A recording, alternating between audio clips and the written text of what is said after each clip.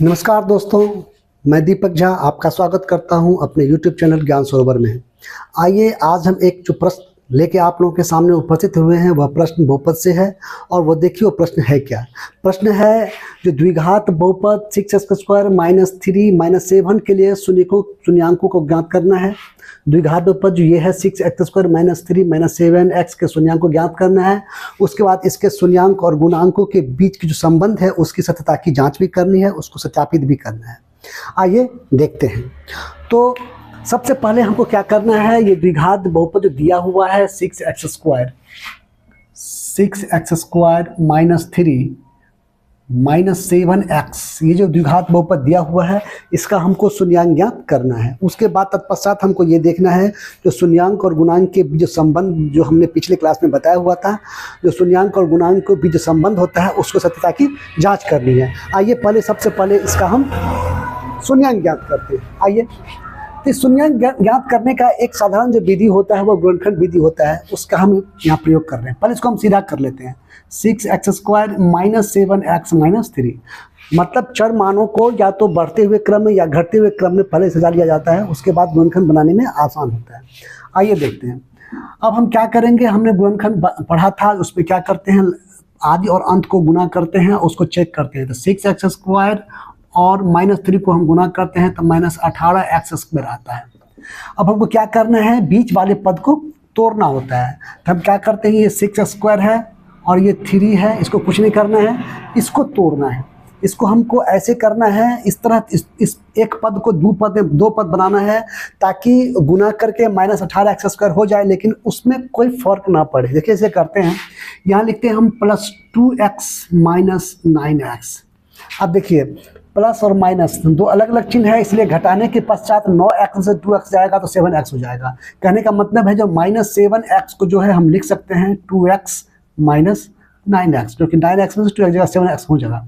और साथ में हमको वो जो मिल रहा था आदि और अंत को गुना करके -18x², वो भी हमको यहाँ पे आ रहा है, प्लस माइनस माइनस न दूनी 18x हो जाता है। तो हमने क्या करा है, बीच वाले पद को दो पदों में व्यक्त कर लिया है। अब हम क्या करेंगे, दो पदों को लेकर के उसमें से हम देखेंगे जो कॉमन क्या आ रहा है। तो अगर हम इस दोनों में देख रहे हैं, इसमें कॉमन क्या आ रहा है, कॉमन 2 तो आएगा ही आएगा, क्योंकि 6 जो है उसमें भी 2 तिया 6 है, इधर भी 2 है, इसमें 2 गुने 1 मतलब 2 दोनों में है, तो 2 कॉमन ले सकते हैं हम 2। और साथ में यहाँ पे x² है, यहाँ पे x है, तो मैक्सिमम हम x कॉमन ले सकते हैं। यहाँ पे 2x है, यहाँ पे एक ही x है, तो मैक्सिमम हम एक ही x कॉमन ले सकते हैं। एक x कॉमन लिए, यहाँ पे क्या बचेगा, 2 तिया 6, 3 बच जाएगा और एक x बच जाएगा इस पद में। और प्लस इस पद में क्या बचेगा, 2 ही ले भी लिए हैं और x भी ले ही लिए हैं, तो क्या बचेगा, कुछ नहीं बचेगा, मतलब एक बच सकता है, क्योंकि वह गुना में जो है 2x को 1 से गुना करेंगे तो 2x हो जाएगा, मतलब उतना ही होगा। फिर यहाँ पे माइनस तो कॉमन लेना ही पड़ेगा, जो चिन्ह होता है वो तो मजबूरी होती है हमारी, वो हमको लेना ही पड़ता है।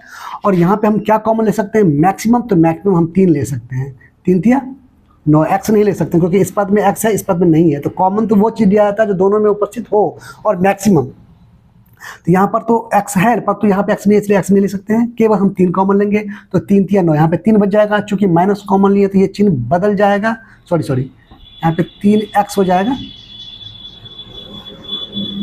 3x, क्योंकि x कॉमन नहीं लिए थे, x बच जाएगा। और चूंकि ये माइनस चिन्ह लेने की वजह से यहाँ से माइनस जो है वो प्लस हो जाएगा, और 3 का 3 यहाँ पे 1 हो जाएगा। अब हम क्या देख रहे हैं, दोनों अब 2 पद है, केवल ये एक पद है और ये एक पद है। यहाँ पे 4 पद था, यहाँ पे 3 पद था, तो यहाँ पर जो 2 पद है ना, यहाँ इस 2 पद में 3x + 1 जो है वो दोनों पद में है, फिर हम कॉमन कर लेते हैं। तो यहाँ पे क्या बचेगा, इस पद में 2x और इस पद में 3। अब यदि शून्य ज्ञात करना है, तो यदि 3x + 1 = 0 को हम लेते हैं, उस स्थिति में जो है 3x = -1 और x = -1/3, मतलब अगर इसको 0 हम बनाते हैं तो ये पूरा 0 हो जाएगा, या इसको 0 बनाते हैं तो पूरा 0 हो जाएगा। तो अगर हम इसको 0 मानते हैं तो उस स्थिति में x = -1/3 हो जाएगा। नहीं, यदि 2x - 3 = अगर जो ले तो उस स्थिति में 2x = +3 और x = 3/2, ये दोनों हमको शून्य निकल गए। अब आगे हमको क्या करना है, ये शून्य निकला है, इसके शून्यांक और गुणांक, शून्यांकों एवं गुणांकों के बीच संबंध की सत्यता की जांच करनी है। अब हम यहाँ पे देखते हैं इसकी जांच कैसे हम कर सकते हैं। तो चूंकि हम शून्यकों को योग करके हम देखते हैं जो माइनस बी बाई ए के बराबर होता है, हमने पढ़ा हुआ था जो द्विघात बहुपद में शून्यकों का जो योग होता है वो माइनस बी बाई ए के बराबर होता है और शून्यांकों का जो गुणनफल होता है वह सी बाई ए के बराबर होता है। देख लेते हैं। तो शून्यांकों का योग, शून्यांकों का योग जिसको हम शॉर्टकट में क्या बोलते हैं, अल्फा प्लस बीटा, वो कितना हो रहा है।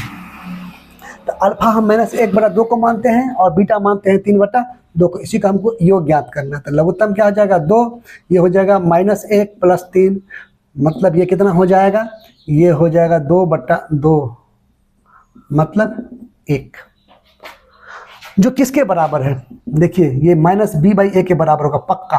कैसे, देखिए इसका जो बी है वो क्या है -7 और ए कितना है, सॉरी कहाँ मिस्टेक हो गया, -1/3 और 2/3। ठीक है, दोनों को जोड़ना है, -1 यहाँ तो +2/2 1 होना चाहिए। सी कितना है, योग था -b, तो -b है 7 और ए है कितना, ए है 6। कहीं गलत हो रहा है, ओ सॉरी, यहाँ पे 1/3 था, यहाँ जो शून्यांक एक शून्यांक था -1/3 था, यहाँ पे 3/2 था, यहाँ 1/3 आता है, लघुत्तम जगह वो 6 हो जाएगा।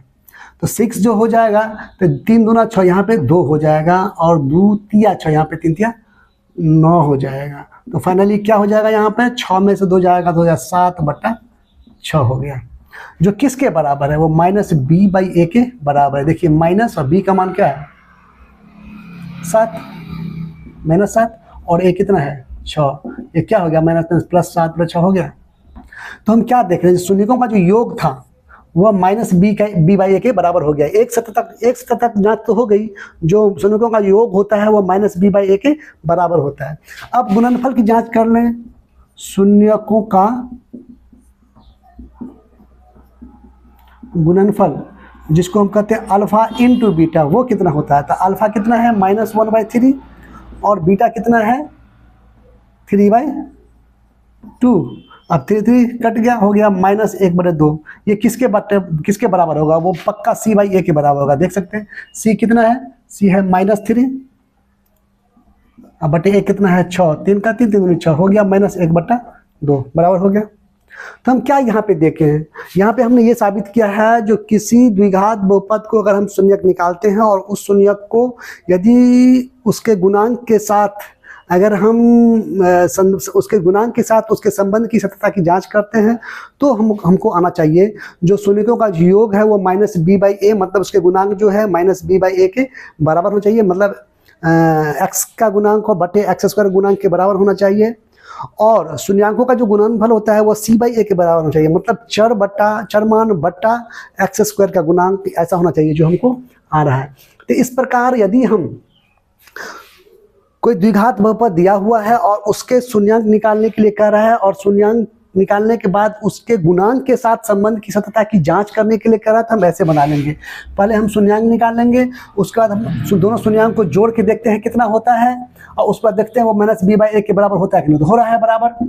उसी तरह शून्यांकों का गुणनफल निकाल लेंगे, मतलब इस दोनों गुणनफल कर लेंगे तो माइनस 1/2 हो रहा है और फिर उसको देखेंगे सी बाई ए के बराबर है तो सी बाई ए के बराबर है, तो ये हमारा सही जा रहा है। इस तरह हम इस सवाल को बनाएंगे।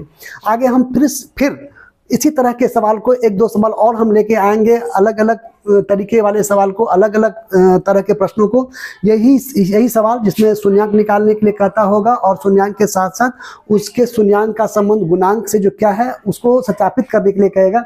ऐसे हम कई सवालों के साथ फिर हम आएंगे और जाते हुए इतना जरूर कहेंगे, यदि हमारा यह प्रयास अच्छा लगता है तो लाइक करें, कमेंट करें और शेयर करें। कमेंट जरूर करें कि मुझे बहुत अच्छा लगता है और हमें यही पता लगेगा जो हमारे इस प्रयास में कौन हमारे साथ हैं। तो लाइक के साथ साथ कमेंट जरूर करें ताकि हमें पता चले कि हमारे प्रयास में कौन हमारे साथ हैं। धन्यवाद।